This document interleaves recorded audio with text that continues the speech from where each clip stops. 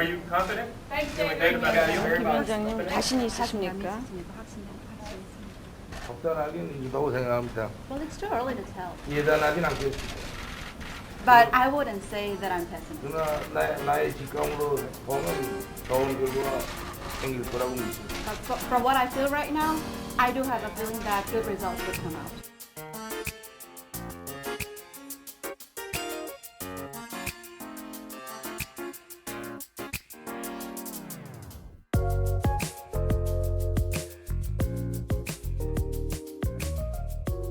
I often reminisce about the 1990s and the 2000s.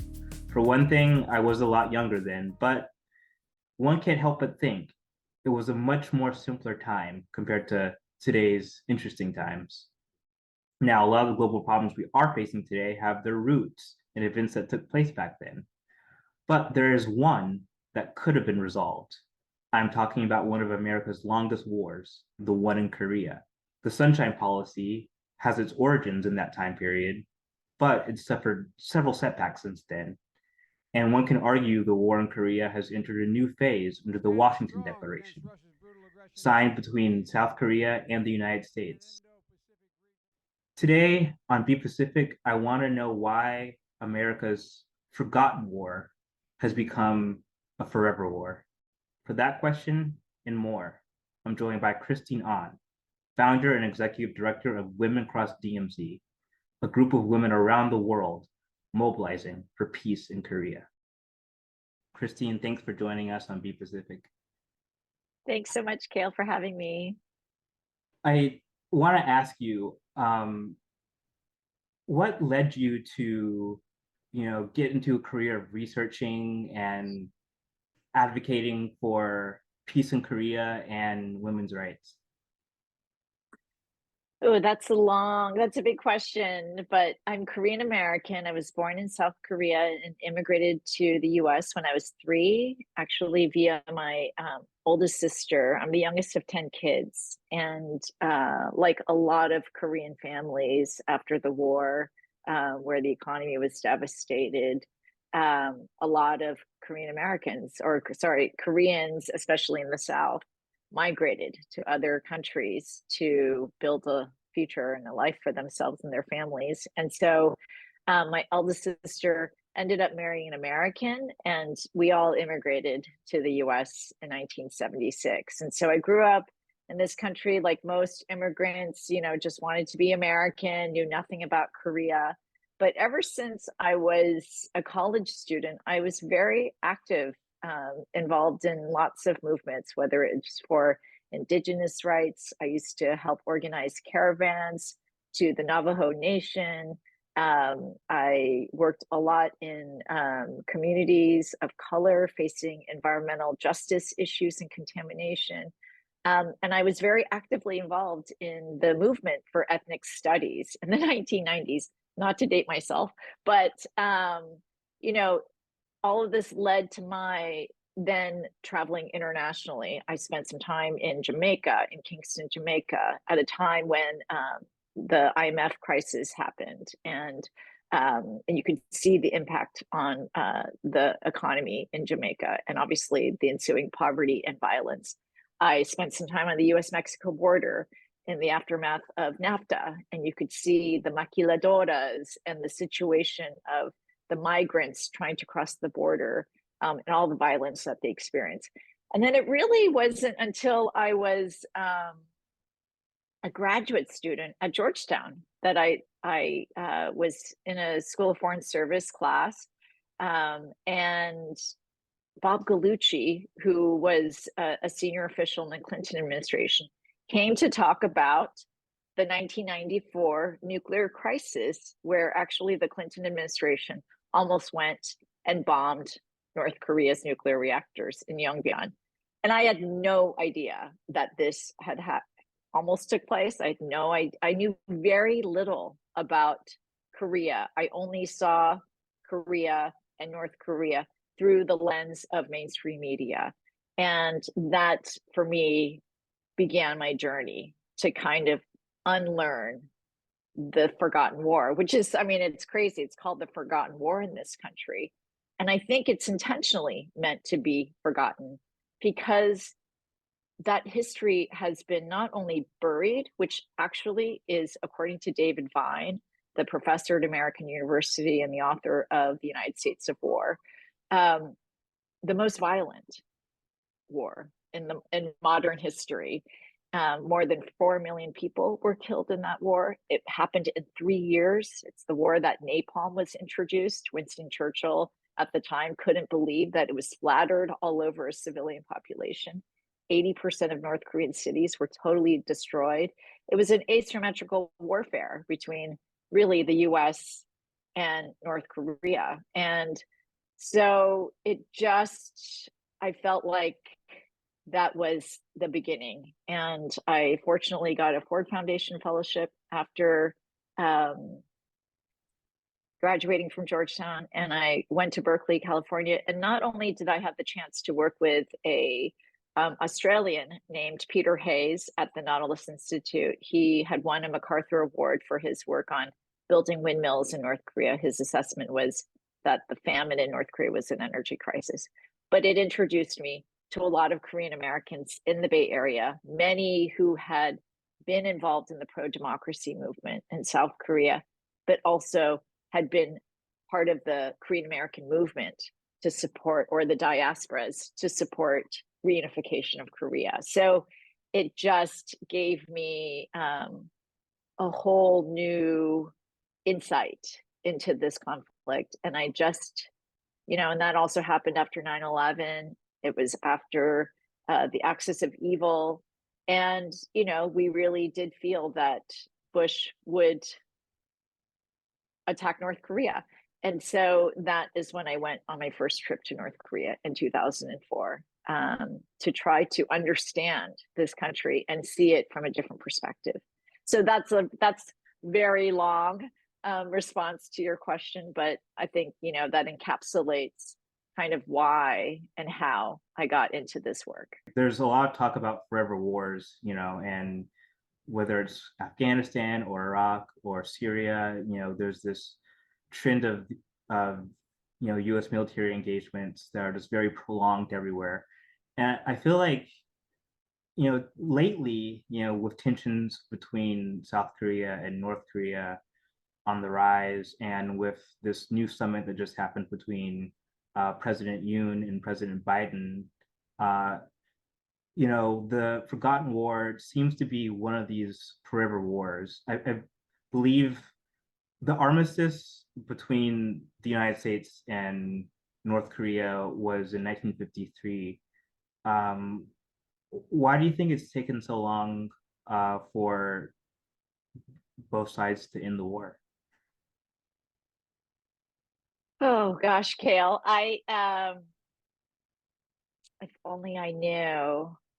But here's my somewhat take on why I think the war has languished on for so long. I think that there is a perception that the Cold War ended, but it never ended on the Korean Peninsula.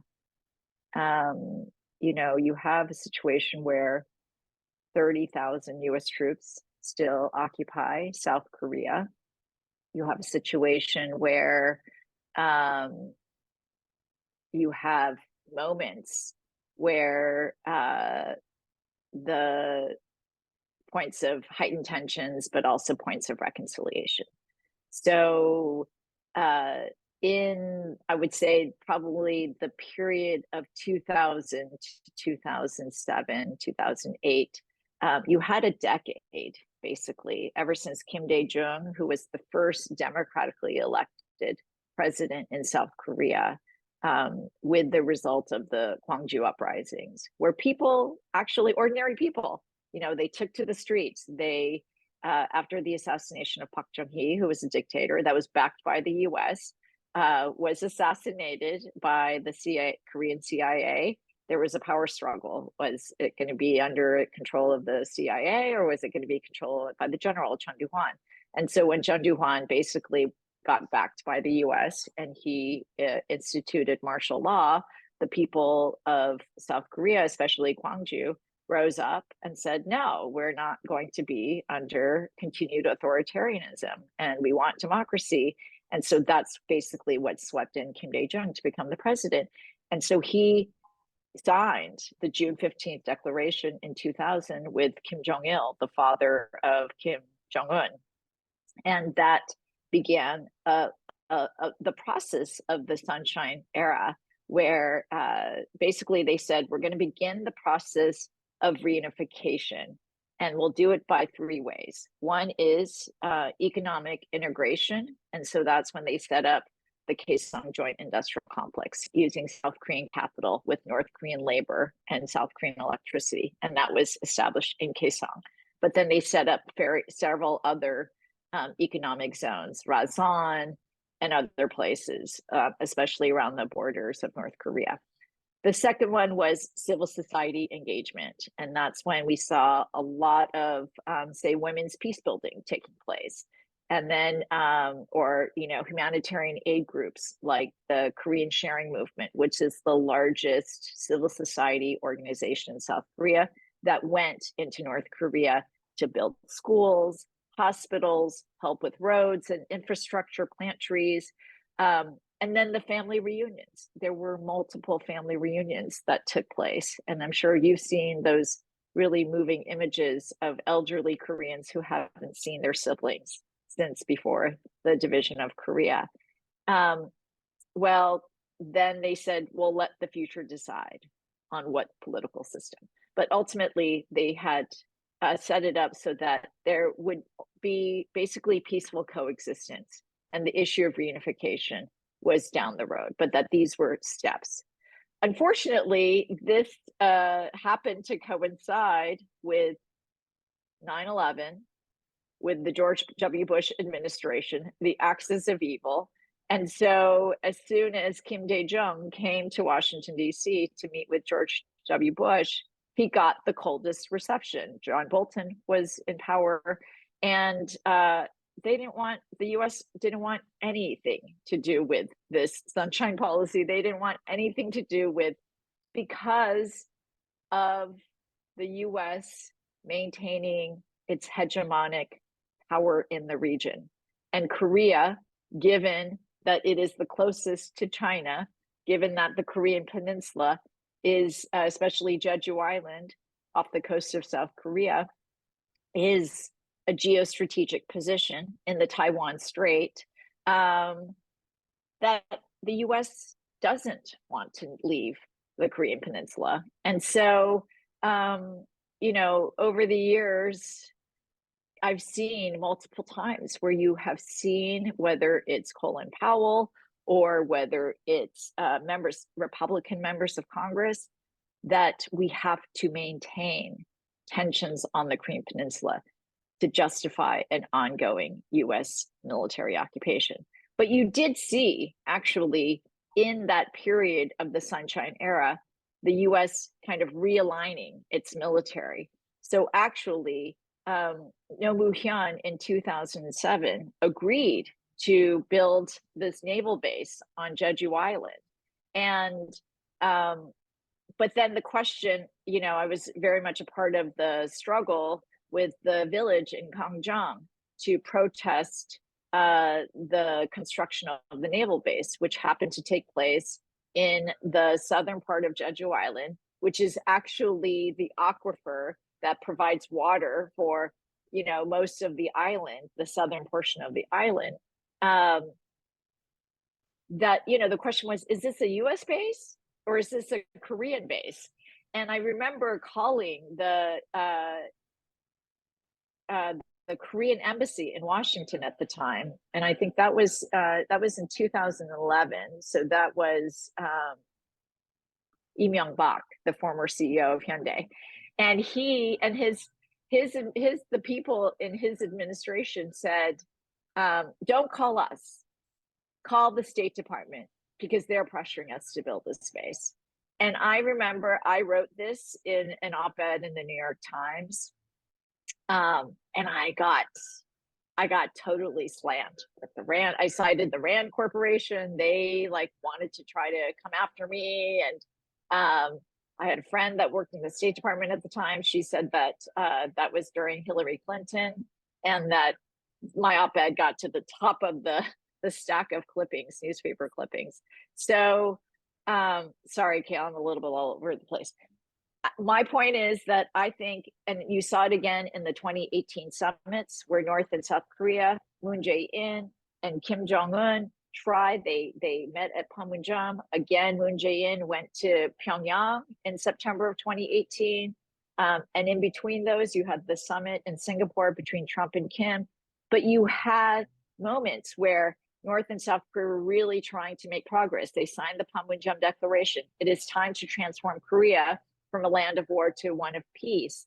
And it unfortunately got, I think, quashed by the US. You saw Donald Trump in response to Moon Jae-in's visit to Pyongyang in that fall, where he spoke to 150,000 people at the May Day Stadium, North Koreans standing, cheering, applauding, him and his efforts at détente.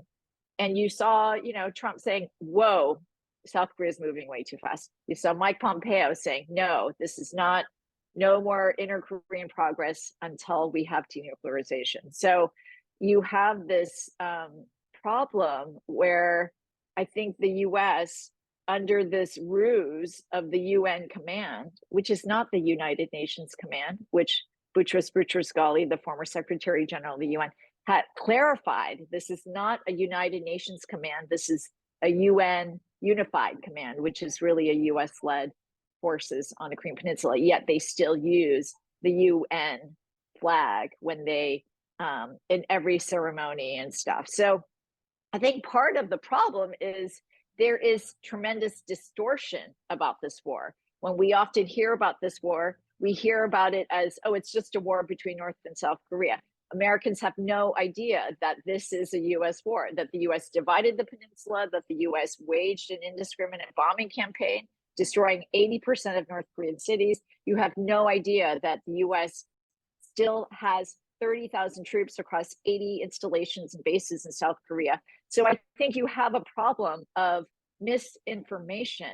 And then I think a really concerted state official narrative about this, as if the US is just an innocent bystander, as if the US is just in South Korea to promote freedom and democracy, when there has been plenty of evidence showing to the contrary, where the US backed dictatorships, where it was President Carter's watch that they sent troops from the DMZ, paramilitary troops, gave them the green light to go to Gwangju to quash the democratic uprising. The April 3rd massacre on Jeju Island, when right-wing guerrilla backed by the US military terrorized and massacred thousands, over 30,000 Jeju Islanders. There is just no Gunri, the bridge during the Korean War, when innocent civilians wore white and begged and pled to not get massacred, that the US military knowingly still sent the call to kill them all. So I think that that's part of what the peace movement is up against, is this official narrative that has completely erased the devastating impact of the US involvement on the Korean Peninsula, but then somehow under this framing of deterrence, kind of whitewashes all the violence that still is taking place, whether it's the separation of families, whether it's the suffering of North Korean people under sanctions.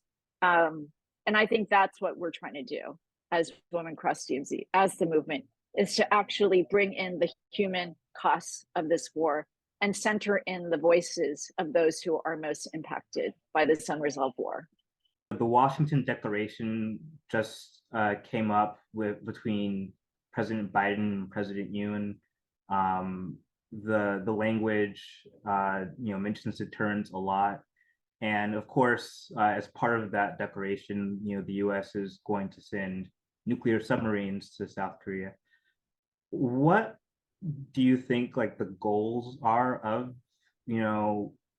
both administrations when it comes to this declaration, and how do you see it affecting people in Korea on both sides of the 38th parallel?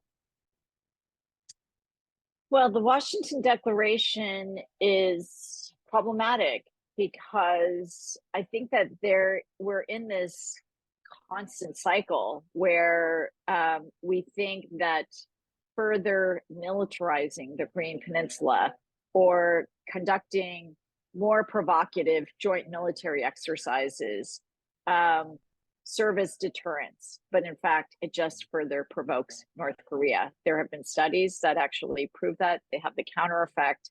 And we've seen North Korea in the last year test more than 90 missiles.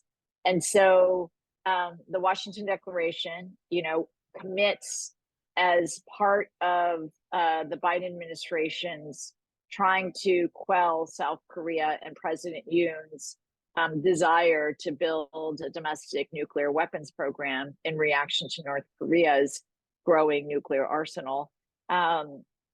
It's kind of, appeasing South Korea and saying, we're going to send nuclear submarines. This is a very dangerous precedent. We haven't seen U.S. nuclear weapons in South Korea in 40 years. As I noted on the Democracy Now! Interview, when we think of the nuclear crisis, we think of just North Korea. But in fact, it was the U.S. that introduced nuclear weapons onto the Korean Peninsula, 1956, I believe. It was 3 years after the signing of the armistice. The U.S. sent nuclear weapons to South Korea and held them there secretly for up until George Bush Sr. So you have now a situation where the U.S. is going to regularly send and dock nuclear submarines. That is very dangerous because right now there is no diplomatic relationship. The only liaison between the U.S. and DPRK is Sweden, which I think when they had more liberal governments played a more active role. But I don't even know what the situation is. And with North Korea shut down for the last several years and all the international community leaving North Korea during the pandemic, the situation is very dangerous. It's very volatile. And you have a situation where South Korea, Yoon, who has now been in office for a year, who won by, I think, less than 0.2% of the vote, has drastically changed South Korea's policy towards the North, where Moon Jae-in was previously trying to get the U.S. and China to support an end of war declaration with North Korea. So you have all the components of a very dangerous situation. And so Dan Leaf, who is a 3-star retired general, he was actually the senior U.S. pilot that bombed Baghdad 20 years ago, wrote this op-ed in the New York Times. And he says that of all the conflicts right now, whether it's the US and China over Taiwan or the Russia-Ukraine war, that actually the Korean Peninsula is the most volatile, is the most likely threat of nuclear war breaking out. And this is somebody who has explained to me that he may be the person that understands the US nuclear arsenal like nobody else, in terms of his having managed and stored the nuclear stockpile, to strategic policy, to the ICBM testing. So this is somebody that I think we should all heed his warning about that we're one mistake away from nuclear war, but also as somebody who served as the deputy commander of the U.S. Pacific Command here in Honolulu, and somebody who served as the U.S. Forces Korea, a colonel for 5 years at the DMZ. It's time to make peace with North Korea. And I think that is a huge, huge game-changing outcome. And I think that is part of this growing movement calling for the U.S. to take a new approach towards North Korea. And instead of waiting to give peace to North Korea at the end of a denuclearization process, that we're actually seeing more and more voices saying, you need peace first in order to achieve the other stated goals, whether it's denuclearization or improved human rights. What are the civil society organizations in South Korea? And what are the I guess institutional groups or organizations within North Korea that are providing any kind of room for a constructive solution? I know in South Korea, President Yoon is kind of facing a very intense battle right now with, or not intense battle, but opposition from different groups who are opposed to a proposed removal of the Ministry of Gender Equality and things like that. And I also know in North Korea, there's still kind of a shift, if you will, with I believe Kim Yo Jong, who was very instrumental in the Singapore and Hanoi summits, has kind of taken a much more defensive, or some might say hardline approach. Is there any group on either side of the 38 parallel that is trying to bridge these gaps? Oh, it's a great question. So there are obviously long-standing groups in both North and South Korea that are supportive of peace and reconciliation. And, I mean, South Korea, I think the most prominent and biggest one is a coalition called the Korea Peace Appeal. And they have brought together a diverse, cross-sectional, faith-based humanitarian aid, women's labor, a real huge coalition to call for a peace agreement. And they launched that campaign, I think, in 2020. And their goal is to get over 1 million signatures. And I think their hope is to deliver it to the Secretary General sometime this fall. So we've been partnering with them. And there's a longstanding tradition of South Korean women who have had direct engagement with the North Korean Democratic Women's Union.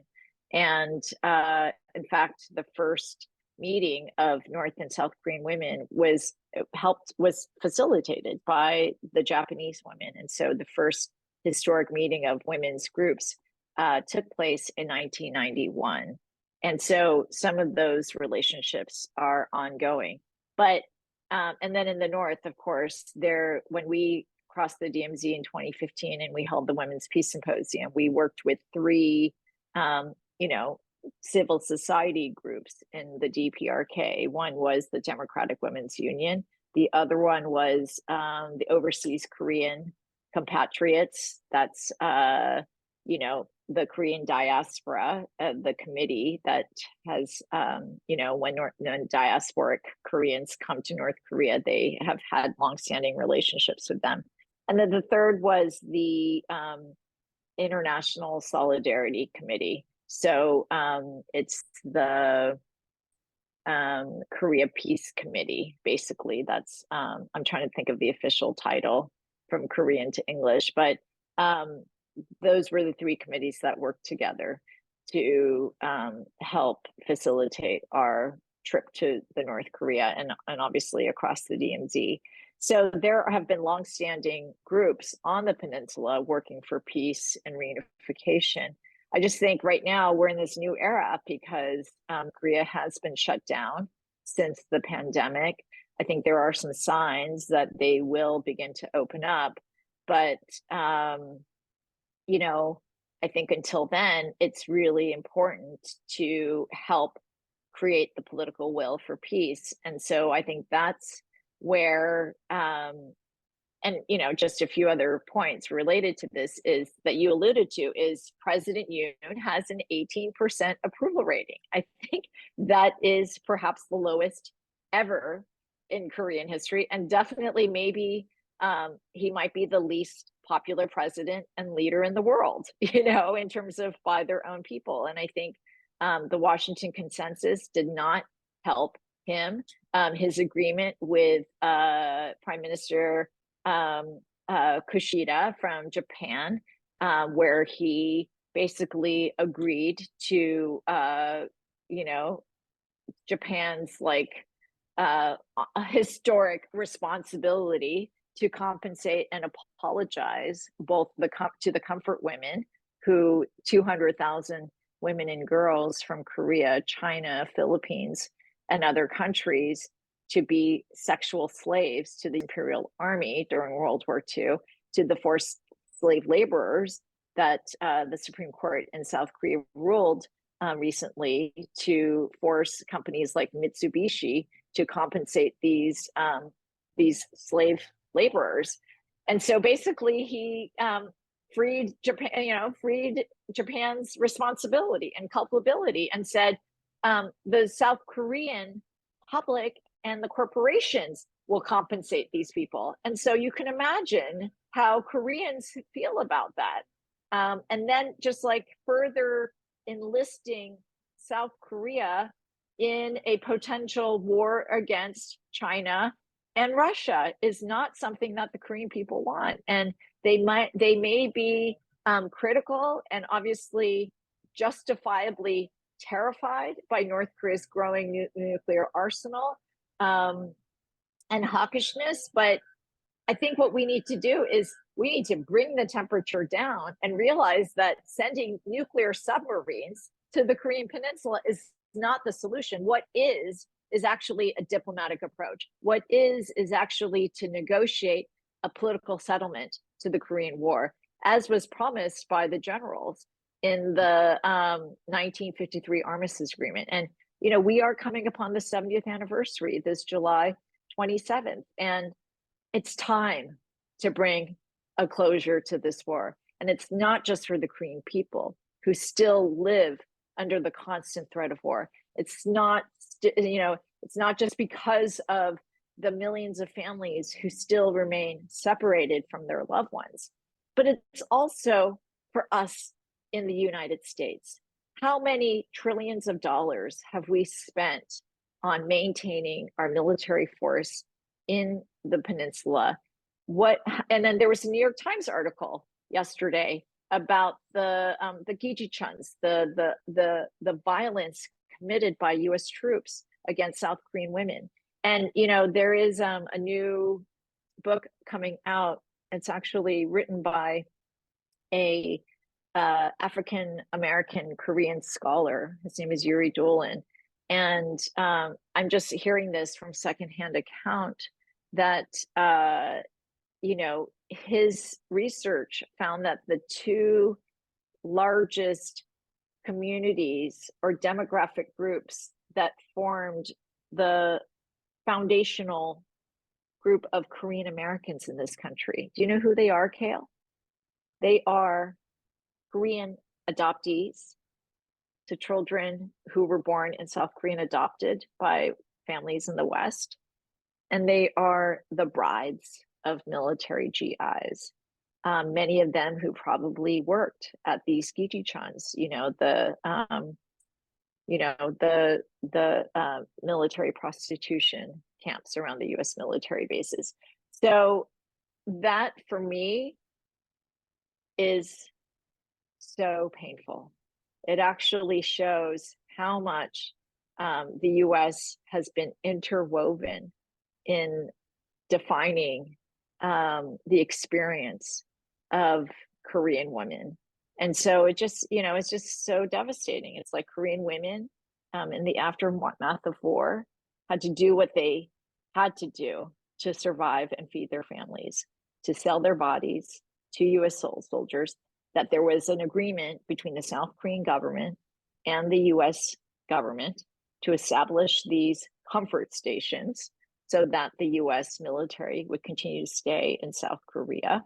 And then you have the children, because the South Korean women couldn't afford to raise their children, had to basically put them up for adoption to be sold to families in the United States and in Europe. So this is heavy stuff. And I think, very much forgotten and erased. And it is really time to bring some of this to the surface to say that the unresolved war is continuing violence on the peninsula, and that it is actually setting back the US in the direction that it needs to head to provide true human security for our people and our communities at home, and to kind of recalibrate the US's responsibility and role as a member of the international community. It is time to reverse the 800 US military bases around the world.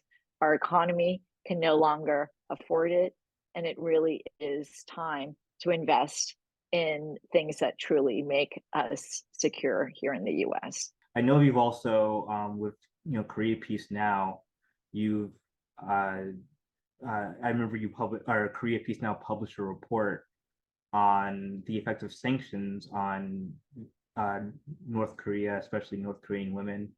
Can you talk about like how sanctions are kind of, perceived perhaps in the United States, and the difference between how people think of them and how they actually affect people, especially in Korea?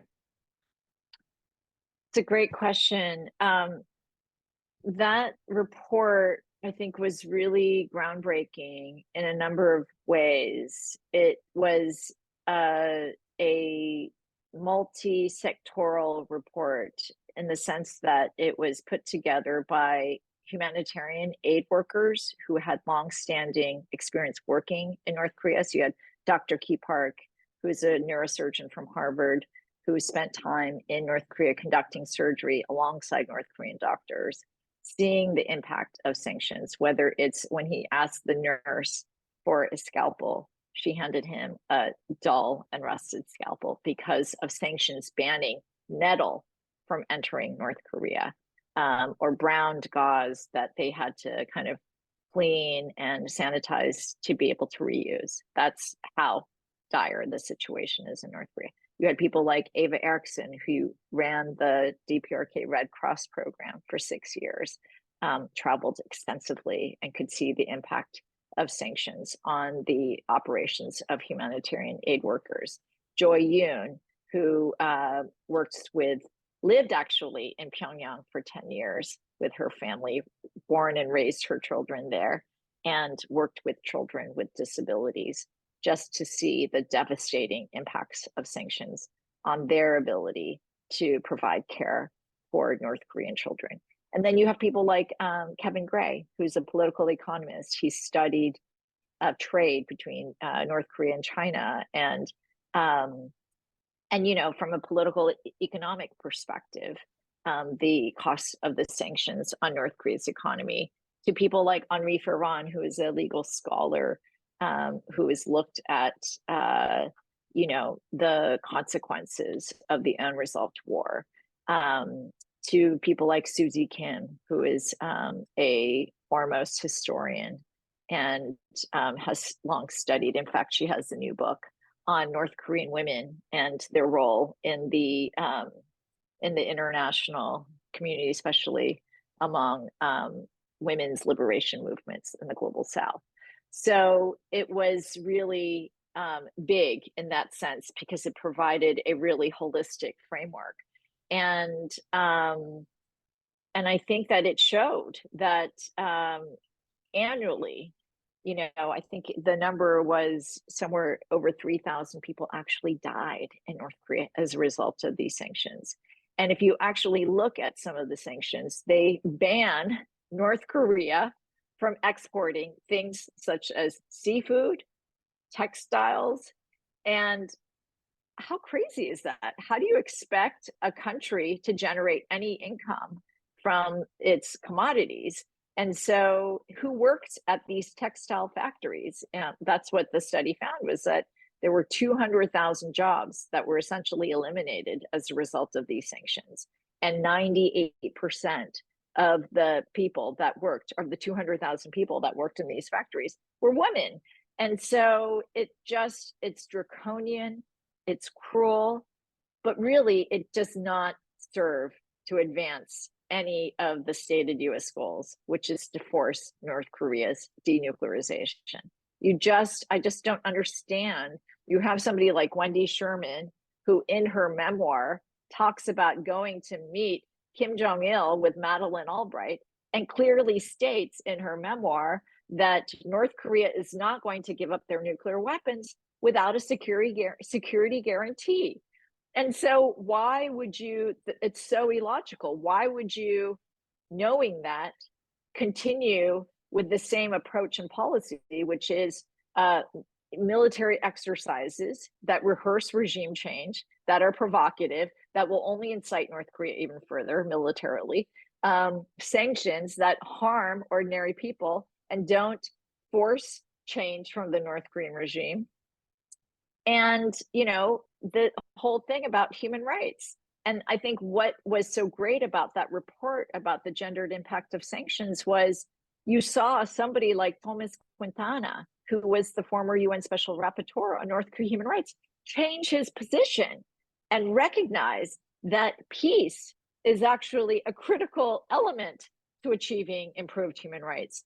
And since leaving his post, I mean, during his tenure, you know, in his reports, he says, governments should listen to Women Cross TMZ and the Korea Peace Now campaign. And since leaving his position, he has joined multiple of our petitions calling for halting the military exercises and obviously calling on North Korea to stop their missile testing, but to stop the provocation that we need to return back to diplomacy and to dialogue and hopefully reconciliation that will begin the process to end the Korean War. And I want to just, I know we're soon out of time, Cale, but you know, I've been traveling around the country with the film Crossings, which is by Diane Borchet-Lim, the Emmy Award-winning filmmaker. And I think we've now screened it almost 70 times. So I've gone to film festival to community screening. And last week we showed it in Manhattan. And on the panel with me and Deanne was Abigail Disney, who is the granddaughter of the Disney family. Her grandfather was brothers of Walt Disney.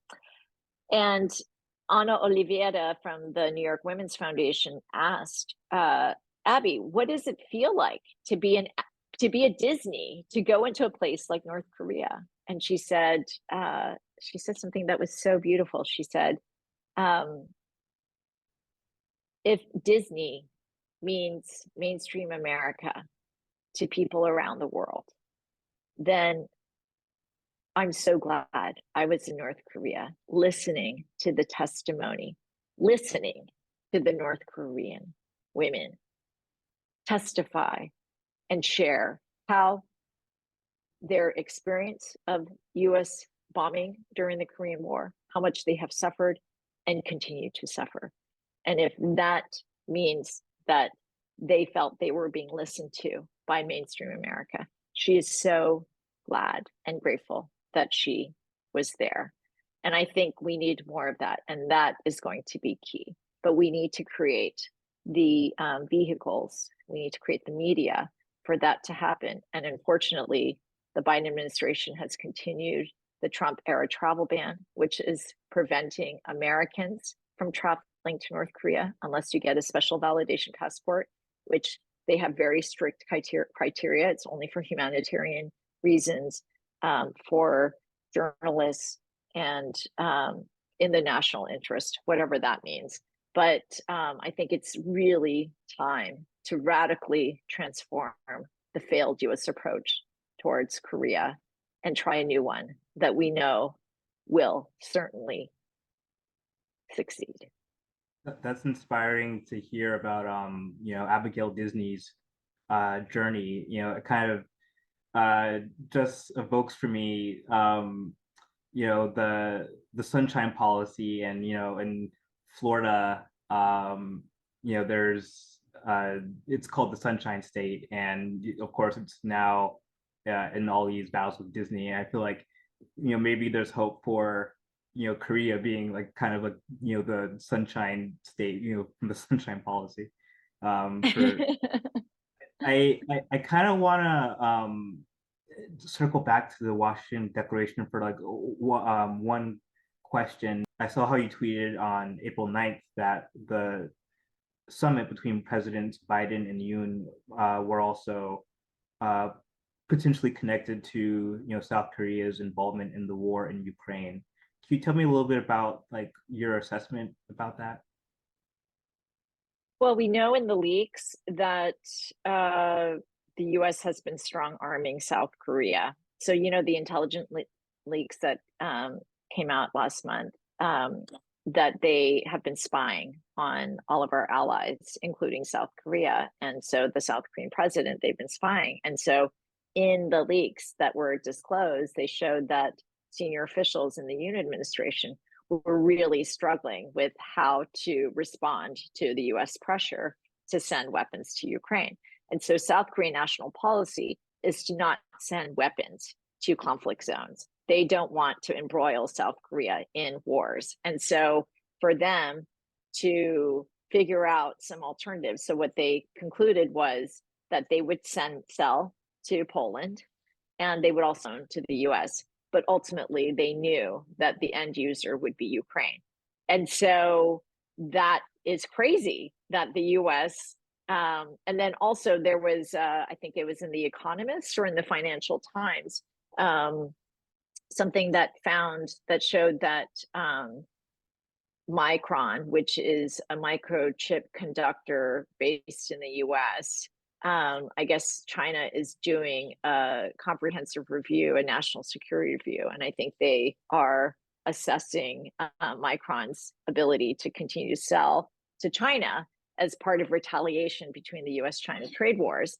And so you saw also South Korea being pressured by the United States not to fill the gap if I guess Samsung and LG, they are also big semiconductor producers. And so if Micron is unable to continue to sell to the Chinese market, that the US is pressuring South Korea not to fill that gap.